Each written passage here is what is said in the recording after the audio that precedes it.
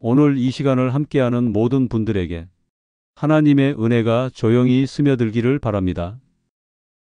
우리는 하루에도 여러 번 마음의 모양이 변합니다. 어떤 순간은 부드럽고 따뜻하지만 어떤 때에는 설명할 수 없이 단단해지고 굳어져 버립니다.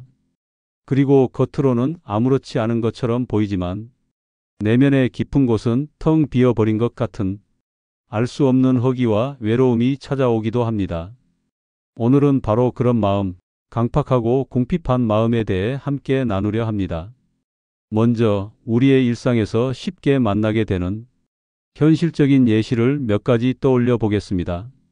어쩌면 이런 경험이 있으셨을지도 모릅니다.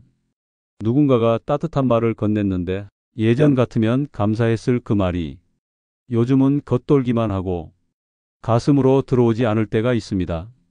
아무 느낌도 들지 않고 오히려 나한테 그런 말은 하지 말아줬으면 하는 생각이 먼저 스쳐갈 때가 있습니다.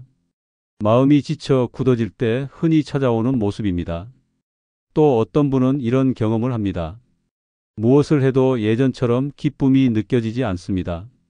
좋아하던 취미도 손에 잡히지 않고 누군가와의 대화도 힘에 부치고 교회 예배에 참석해도 마음은 어딘가 밖에 나가 있는 것 같습니다.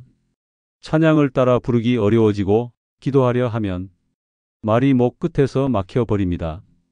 내가 왜 이럴까 스스로도 당황스럽지만 의지로 회복되지 않습니다. 어떤 날은 이런 느낌이 밀려옵니다. 마치 마음이 벽처럼 느껴집니다. 누가 다가오면 맞고 싶고 도움을 주려는 사람조차 귀찮고 섣불리 마음을 열었다가 또 상처받을까 하는 두려움이 커져서 감정의 문을 꼭 잠가 버립니다. 겉으로는 괜찮아 보이지만 사실은 지치고 고단하고 힘이 빠져 있는 상태입니다. 그리고 그 반대편에는 이상할 정도의 빈자리 같은 허전함이 있습니다. 집으로 돌아오면 문득 모든 소리가 사라진 것처럼 느껴지고 불을 켠 방 안에 혼자 앉아 있어도 마음은 어둡고 차갑게 가라앉아 있습니다. 이때의 궁핍함은 눈에 보이는 부족함이 아니라 보이지 않는 마음의 허기입니다. 아무리 쉬어도 채워지지 않는 깊은 공허함입니다. 이 모든 것이 오늘 우리가 다루고자 하는 강팍함과 궁핍함의 현실적인 모습입니다. 사람은 누구나 이런 마음의 계절을 거칩니다. 성경은 이런 인간의 마음 상태를 결코 숨기라고 말하지 않습니다. 오히려 정직하게 인정하라고 말합니다. 히브리서는 이렇게 경고합니다. 오늘 너희가 그의 음성을 듣거든 너희 마음을 완고하게 하지 말라. 이 말씀은 단순한 꾸짖음이 아니라 굳어진 마음이 다시 살아나기를 바라는 하나님의 초대입니다. 또 시편은 이렇게 말합니다. 여호와는 마음이 상한 자에게 가까이 하시고 충심으로 통회하는 자를 구원하시는도다. 하나님은 상한 마음, 굳은 마음, 텅 빈 마음을 가진 사람을 가까이 하시는 분입니다. 우리의 마음이 강팍해지는 이유는 대부분 악해서가 아닙니다. 말씀을 거역하기로 작정했기 때문도 아닙니다. 대부분은 너무 고되고 너무 힘들고 너무 많이 실망하고 너무 깊이 상처받았기 때문입니다. 상대에게 말하지 못한 서러움, 말을 해도 위로받지 못했던 기억, 스스로도 정리되지 않는 감정, 한 번만이 아니라 여러 번 반복된 아픔, 그 모든 것이 겹겹이 쌓여 마음의 문을 닫게 합니다.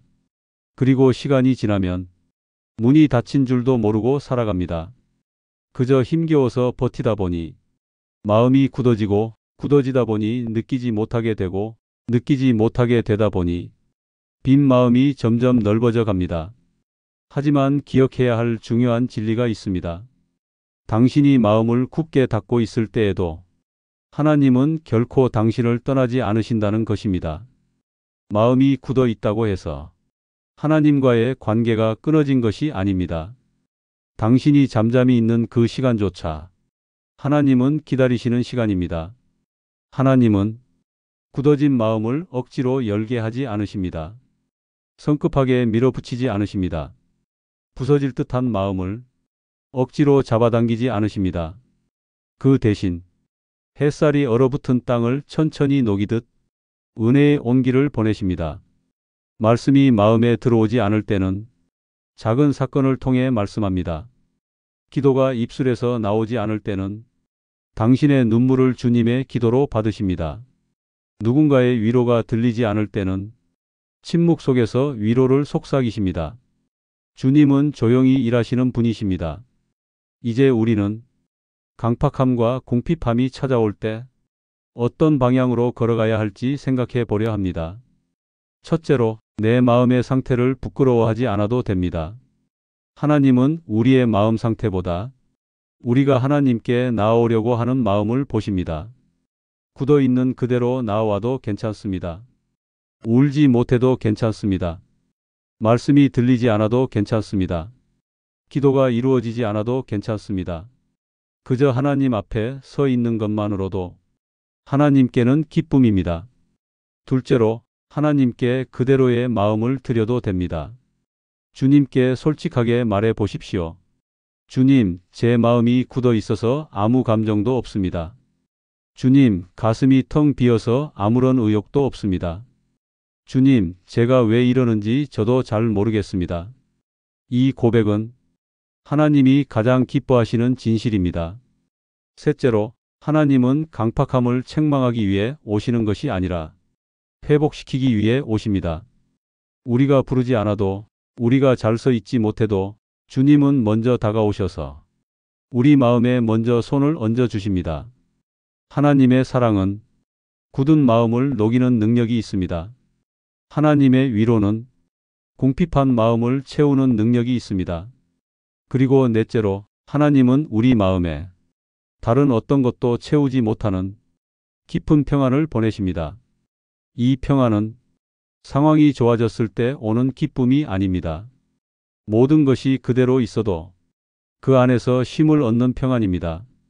이제 이 시간 조용히 눈을 감고 우리가 하나님께 드릴 수 있는 가장 솔직한 마음을 내어놓아 봅니다.